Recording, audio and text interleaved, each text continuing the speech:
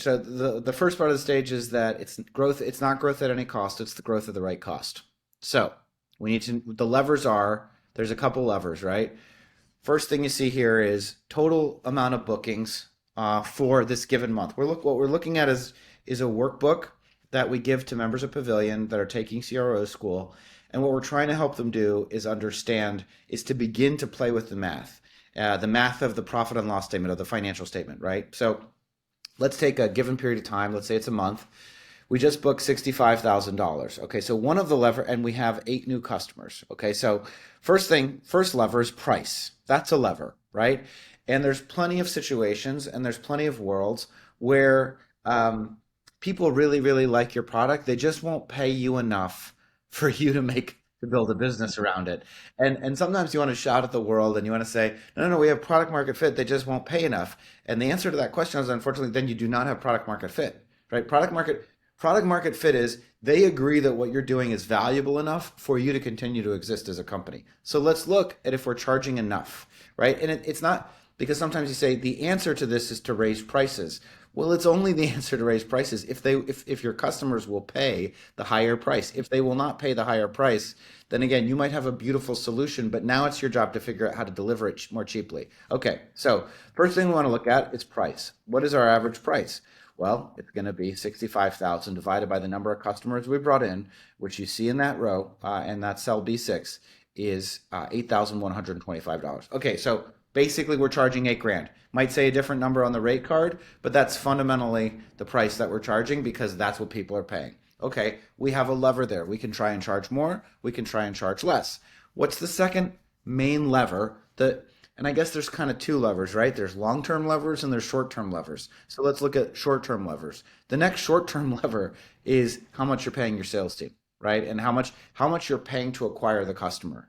And then you really have to understand, and this is work that we have done at Pavilion for our company, right? You have to understand this is why attribution is so important. Attribution is so important because you have to understand when I spend that dollar, is that why they're joining? Is that why they're joining? Or are they joining for a different reason? For example, and I talk a lot about, and recently particularly, I've got a new keynote that I'll be giving, at the Ascent conference in San Francisco. We're recording this, on May 17th. So by the time you hear this, it may be too late, but it's called The New World of Revenue Generation. And what is the new world of revenue generation? Put very simply, it's send all your best leads to a very small number of sellers and do not build large sales teams unless you can demonstrate that they can deliver 100% quota attainment. And just so you know, the stats that we see in our poll surveys in Pavilion indicate that most quota attainment's at 30% right now. 30%. So a lever we have, if we're getting any leads at all, a lever we have is have a smaller sales team. Send send your leads to 1 or 2 people instead of 10 people. And if you've got 20 people, send it to 4 people. But there's probably a ratio of 5 to 1 unproductive to productive. That's back of the envelope when we're talking about benchmarks. But my experience is that in the aggregate, and that if quota attainment was 20%, it would be exactly 5 to 1. So if general quota attainment is about 30%, then we would say 3 to 1, right? You probably need 1 rep for every 3 that you think you do.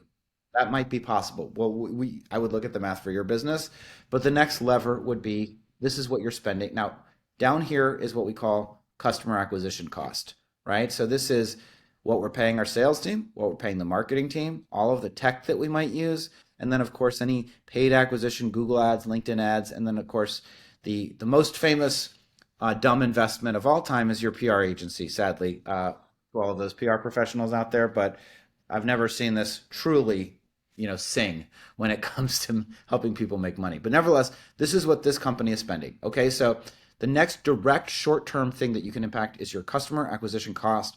Customer acquisition cost is just how much money am I spending to acquire the customer? And then the answer, the question that derives from that is it, am I sure that every that I spend is the best way to spend that dollar? Could I spend less and still acquire the same number of customers? Or could I spend way less and yes, I'll get smaller number of customers, but it won't be proportional to how much I'm spending. Again, we're not talking about growth at any cost. Growth at any cost when money is free means even if If I get 5 customers and I spend $100, and then I spend $200 and I get 6 customers, and all of a sudden my math doesn't work, that's still worth it because it's growth at any cost. Any new customer is good, and I'll figure it out later. That's not the world we live in. The world we live in is, can I spend more and get proportionally more relative to what I was spending? So, first, the next thing we will do on our spreadsheet, and again, if this is a great advertisement really for CRO school, so thank you, Taylor. If you're not a Pavilion member, then sign up for become a member of Pavilion, and you can take CRO school either on demand as a non-executive or live as an executive member. But what we're doing here is calculating customer acquisition costs. Okay, we add in all the money we're paying the sales team, all the tech we're spending, and we're adding in any demand generation investments. Oopsie. Now that's total customer acquisition cost.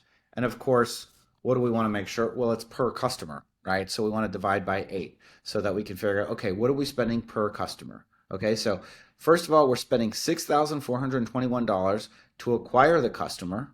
And on average, they're giving us $8,125. Pretty good. That's pretty good just off the bat, right? We can say that because this is just to acquire the customer. 6,421 is to acquire the customer. So we acquire them for less than they're paying us back in the first year, and now we go to apply gross margin. So when we talk about gross margin, what is gross margin? When it comes to subscription businesses, gross margin is what is the incremental cost of delivering the service? And that could be customer success, that could be AWS hosting costs because I need to provision a new license for the, but it is, there's a cost associated with having a customer. What is that cost? Okay, we've got the answer here. We have a great software business, very low CS team, not many people, mostly automated. We're using AI to answer all customer support tickets, all good, right? 80% margins, fantastic. So we're going to take 6421 and no, we're not going to do that. We're going to take 8125 and we're going to multiply it by gross margin and we're going to get 6,500. Okay, so now, and this is actually the point, right? Which is that this revenue is not free money either, right?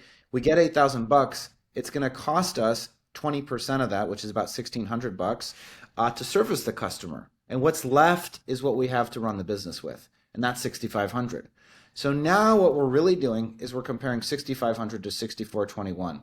And good news, 6,500 is greater than 6,421, which means we spend money to acquire a customer, they immediately cover the cost of what it cost us to acquire them. This tells us that we have a good business. If this number were 12,000, that would be well, if this number were 3,000, right? If this number were half this number, it would take us 2 periods. If we're measuring in years, 2 years. If we're measuring in months, 2 months. But it would take us 2 periods to be paid back.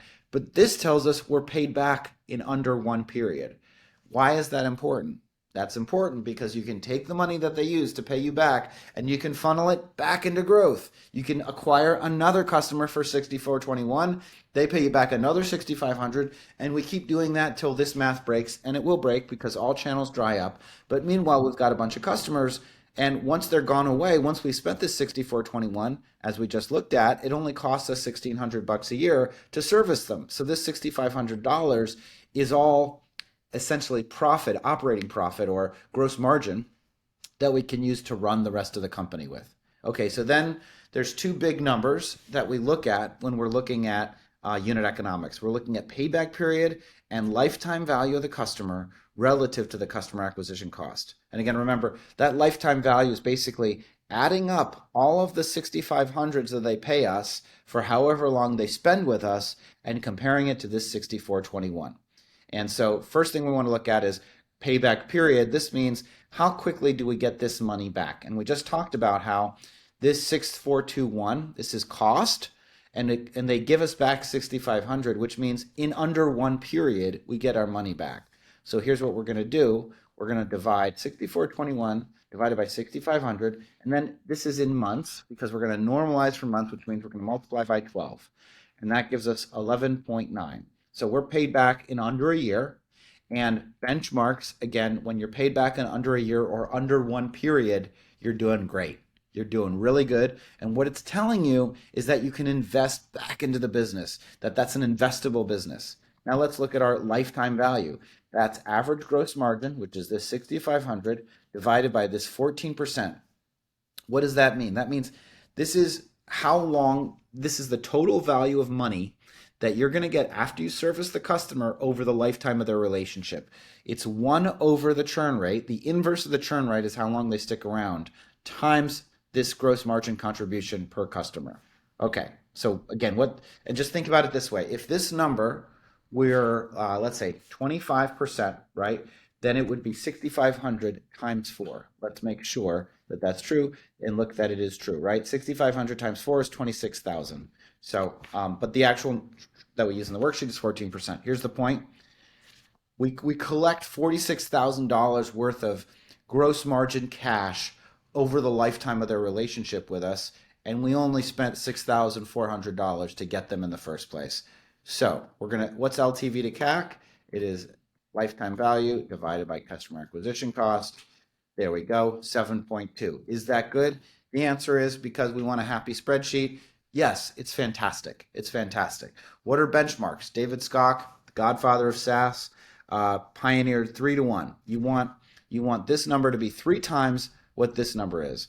I like between 3 and 5 to 1, but what it's telling you is that the business is investable. That's the point. The point is, and one of the people I look up to is this guy Weston Gaddy. He's the general partner of Radiant Capital, and he says, growth is not a right. Growth is the privilege of companies with good unit economics, and that's what this ratio